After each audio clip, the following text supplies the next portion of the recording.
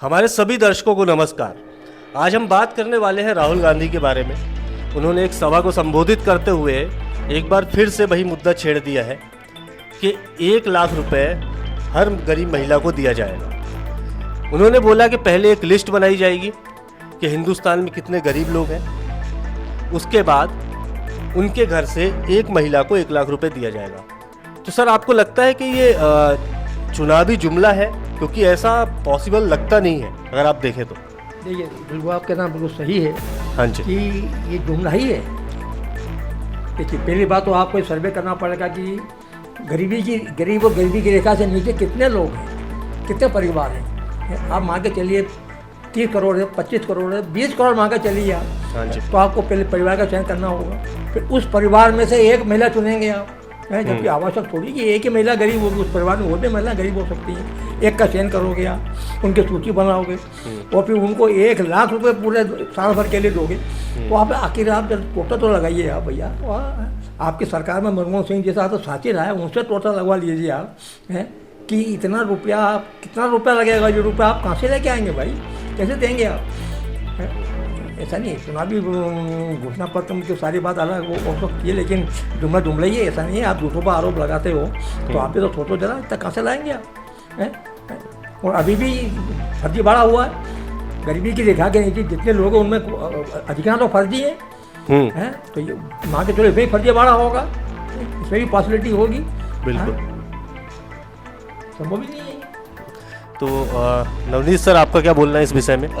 देखो, इसमें ऐसा है कि अभी जैसे इसके पीछे की थोड़ी सी स्टोरी को समझने की कोशिश करें तो अभी राहुल गांधी ने कुछ दिनों पहले एक सभा में ये भी बोला था कि हमारी सरकार आते ही चुटकी में हम गरीबी मिटा देंगे, जो कि जिसका सच्चाई शायद हर भारतीय जानता होगा कि इस देश से गरीबी हटाना इतना आसान नहीं है। तो कहीं ना कहीं से वो कहीं चुनाव में बोला हुआ जुमला ही नज़र आता है। और दूसरा, अभी ये जो बड़े बड़े फ्रीबी की जो बात कर रहे हैं कि हम 1 लाख बांटेंगे, ग्रेजुएट को इतने लाख रुपए देंगे, तो अभी जो विधानसभा चुनाव हुए थे मध्य प्रदेश में, छत्तीसगढ़ में, राजस्थान में, उसमें एक चीज़ बहुत उभर करके आई थी, खासकर मध्य प्रदेश में, कि जो लाडली बहना योजना जो शिवराज सिंह चौहान जी ने घोषणा करी थी मध्य प्रदेश में, और महिलाओं को हज़ार रुपए से शुरुआत करी थी, आज 1200 या 1400 रुपये मिल रहे हैं। तो कहीं ना कहीं जब उसका एक रिपोर्ट आई तो उसमें अभी ऐसा निकल करके बात आ रही है कि जो मध्य प्रदेश में भाजपा ने एक अच्छी मेजॉरिटी से जो विन हासिल करी थी, उसमें लाडली बहना योजना का बहुत बड़ा योगदान था।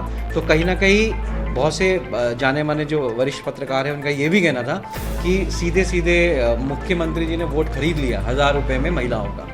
तो ये चीज़ शायद कांग्रेस पार्टी को बड़ी इंटरेस्टिंग लगी। उनको ऐसा लग रहा है कि अगर पैसा बांटने की बातें करेंगे तो वोट मिलेगा, और सरकार आएगी, सरकार आने के बाद ये बांटने की प्रक्रिया शुरू होगी। उसको अब वो कैसे मैनेज करेंगे, तो ये सही में बहुत बड़ा सवाल है, क्योंकि 1 लाख रुपए हर एक गरीब महिला को देना आज की कंडीशन में शायद संभव नहीं है। तो मुझे पर्सनली ऐसा लगता है कि शायद कहीं ना कहीं चुनाव में बोला हुआ जुमला ही साबित ना हो जाए। लेकिन फिर एक छोटी सी बात ये भी उठती है कि अभी कर्नाटका में कांग्रेस की सरकार है, तो एक स्टेट में तो वो लोग दे रहे हैं, शायद ग्रेजुएट को भी वो स्टाइपेंड के रूप में दे रहे हैं। लेकिन हाँ, एक स्टेट में और पूरे इंडिया के कंपैरिजन में देखें तो ये फिगर जो बांटने का होगा, जो फ्रीबी जिसको हम बोल रहे हैं, ये बहुत हज़ारों करोड़ रुपए का होगा। तो उसकी व्यवस्था सरकार कैसी करेगी, ये शायद कांग्रेस के घोषणा पत्र में नहीं है। मतलब अभी क्या होता है ना, पार्टियाँ अपनी बड़े बड़े दावे घोषणा तो कर देती है, लेकिन वो ये नहीं बताती कभी भी कि देश की इनकम बढ़ाने के लिए वो लोग क्या करेंगे, कहाँ से आएगा ये हज़ारों करोड़ रुपए। तो मुझे ऐसा लगता है कि शायद ये चुनाव में बोला हुआ जुमला ही साबित होने वाला है। और एक बात और जो बोली है 30 लाख भर्तियों की, तो वो भी एक बहुत बड़ा टास्क है, क्योंकि केंद्र के अधीन कितने विभाग हैं और अभी उनमें खाली पदों की संख्या कितनी है। और ऐसी कंडीशन में वो 30 लाख भर्तियाँ शायद 5 साल के लिए बोल रहे हैं, तो 5 साल में भी डिवाइड करें तो हर साल उनको 6 लाख सेंट्रल डिपार्टमेंट में नौकरियां निकालनी पड़ेगी, उसके एग्ज़ाम एग्जीक्यूट करने पड़ेंगे, और उसके बाद लोगों को रोज़गार भी देना पड़ेगा। तो अभी के लिए तो शायद ये चुनावी जुमला ही नज़र आ रहा है। तो जैसे कि सर ने बताया आपको कि ये एक चुनावी जुमला है, और कभी कभी लगता है ना कि चुनाव जीतने के लिए वादे तो कर दिए जाते हैं, लेकिन उसका एग्जीक्यूशन कैसे होगा, उसका रोड मैप क्या है, वो नेता बताते नहीं हैं आपको। तो आप भी अपना कमेंट कर सकते हैं कि आपका क्या मानना है इस विषय में। आप कमेंट करके बता सकते हैं। चैनल को सब्सक्राइब कीजिए, लाइक कीजिए और शेयर कीजिए। धन्यवाद।